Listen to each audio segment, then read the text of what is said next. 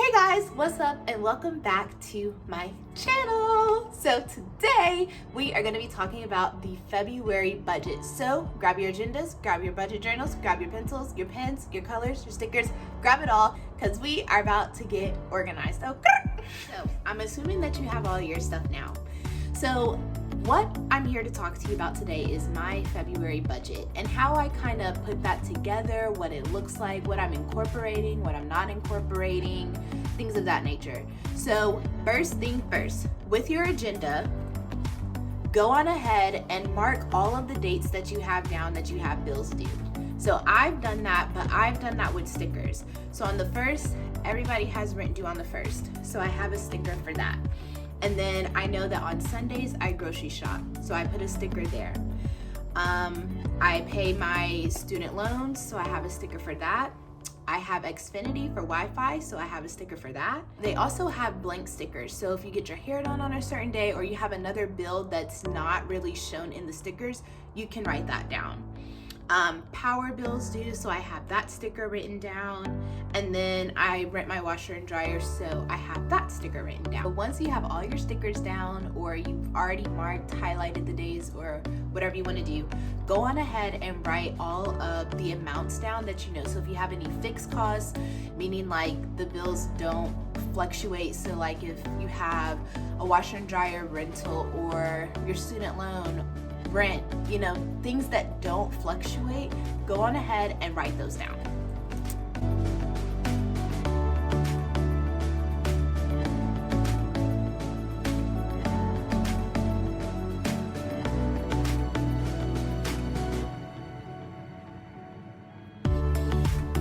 Okay, so we've written all of those down. Now on to what I do next. And for some people, this is going to be a little bit excessive, but I'm also doing it this way just in case you have one or the other. So this is a budgeting book that I bought from Michaels. And so on the inside, by the way, if you're not following me on Instagram, what are you doing? After you watch this video, make sure that you go follow me on Instagram. I have a whole video that's dedicated to this book, what's in it, how I use it, all that fun stuff. So if you have this budgeting book, you can go on ahead and write down all of your bills in here. So you have like your due date and then you write your projected amount. So your projected amount is what you think it might be. So you want to go ahead and estimate like what you think your power bill may be or what you think your water utilities bill may be. You can go on ahead and write that down in here. And then right after you pay that bill, you can actually go on ahead and write your actual amount. So that's if you have this budgeting book.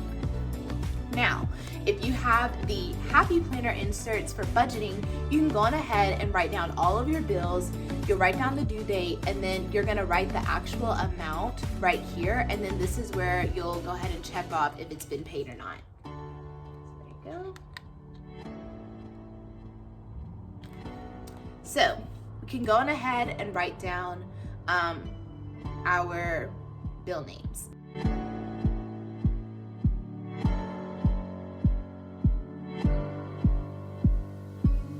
Now that you've gone on ahead, you've written all your stuff down, you have it written down.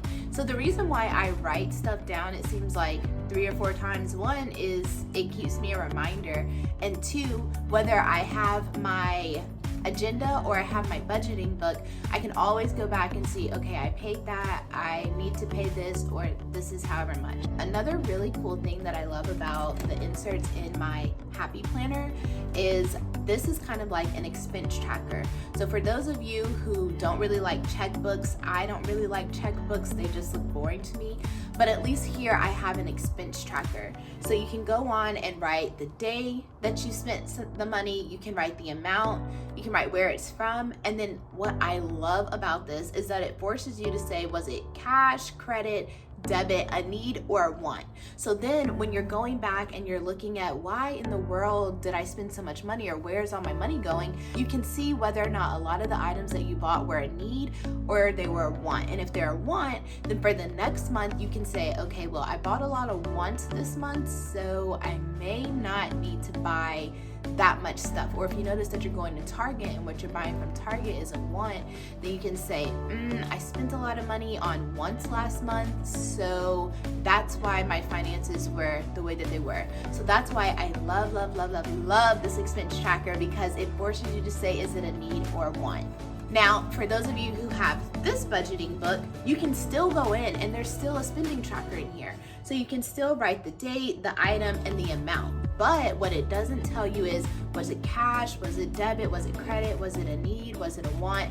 That part's not in here. So this is only gonna be, literally, it's like a checkbook. You can go in, write your stuff down, and that's it. Also, at the bottom of these books, it also gives you like a total. So you can actually add up the total amount that you spent on that page. So if you're, again, trying to go back and compare where all your money went to, or how much money you spent the night or the month before, it'll be so much easier because you can just look at the total at the bottom of the page. Also, with my budgeting book, what I like is that I can write projected amounts and then actual amounts. So then I can go back and I compare month to month if I want to go see, oh, well, why was my grocery bill so high this month, but it was low this month? Or why was my power bill so high last month compared to this month? So that's why I like this journal, because I can go back and kind of compare what I have. So something else with the budgeting inserts for your Happy Planner is you do have this page that's called Month at a Glance. So Month at a Glance, it shows you, okay, what was your projected cost for your housing, actual, and then the difference. So it's very similar to what was in the budgeting book, which is why I say for some people, they may say that this is a bit excessive to have both. So you don't need both, you just need one. So you can just get whichever one works for you. The reason why I have two is because I bought this one last year and I really liked it, but then I ended up getting a Happy Planner for this year, and I was like, okay, well, I want everything in my Happy Planner, so I went on ahead and bought the budgeting inserts. But you do not have to have both of these. If you have both, great. If you don't, that's fine. One or the other will do just fine. So lastly, I'm going to talk about some things that I did last month that I may or may not do this month and how that could affect my budget. So last month I did a no spend binge, which means all I did was purchase gas, groceries, things I absolutely needed for the house, and I paid my bills. Other than that, I didn't do any excessive shopping, no Target, no Fashion Nova, no Amazon, none of that. Like, I did not shop at all. So this month, going into February, I'm actually going to give myself an allowance of about $150. And the reason I'm doing this is because I really want to be able to just get a grip on my spending habits, because I have the tendency to spend a lot of money. So if you're the type that has a tendency to spend a lot of money, then maybe you and I both can go on ahead and try to allot a certain amount of money that we want to spend for ourselves this month. And that could be getting your nails done, that could be getting your hair done, that could be going out to eat, really doing whatever that you want to do. So in your budget, what you can do for like pay bill, really it's kind of like a pay yourself type of thing, but you can put fun money in there, and then you can put whatever amount of money that you want to do with that. Now try not to have it as much as you would normally spend. Try to have it maybe $50 to $100 less than what you would typically spend if you weren't really putting yourself on a budget, so that that way you're still saving a little bit of money. So I think I have given you guys all of my tips and tricks on how I get myself ready for the month as far as having a budget. So I hope that this helped. If you have any questions, comment your questions down below and I'll be sure to answer them. Like I said, if you're not already following me on Instagram, go ahead and follow me. My name is @ImanaCarol. Be sure to give this video a thumbs up, subscribe, share with a friend, and I hope to see you back in my next video. Bye guys.